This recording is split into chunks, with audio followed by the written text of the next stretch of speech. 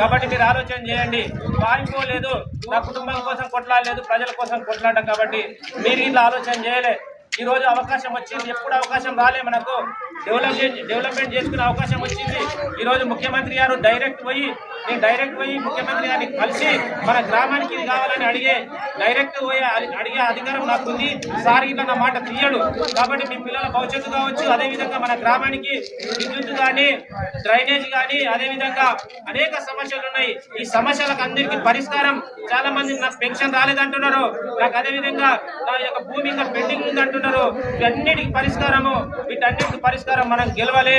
మనం గెలిస్తేనే వీటన్నిటికి పరిష్కారం అవుతుంది. ఎందుకంటే పైన మన అధికారం ఉంది, కింద వేరేలకు ఇచ్చిందనుకో వాళ్ళు ఏమంటారు, 4 రోజుల తర్వాత మీరు అందరూ ఏమైనా నాకు ఈ పని చేస్తాను అంటే నేనేం చేద్దు, నేను అధికారంలో లేను, నేను మస్తు కొట్లాడుతున్నా కానీ రేవంత్ రెడ్డి నా మాట వినలేనంటాడు.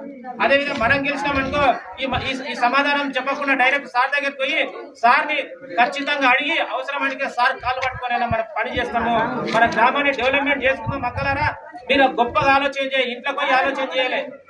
ఈ ముగ్గురులో ఎవరికి అవకాశం ఇస్తే ముందుకు పోతారు, కొట్లాడతారు, ఎంఆర్ఓ ఆఫీస్ పోతారు, ఎంపీడీఓ ఆఫీస్ పోతారు, కలెక్టర్ ఆఫీస్ పోయి మన సమస్యల దగ్గర నుండి తీరుస్తాడు అనే ఆలోచన మీరు చేయాలి.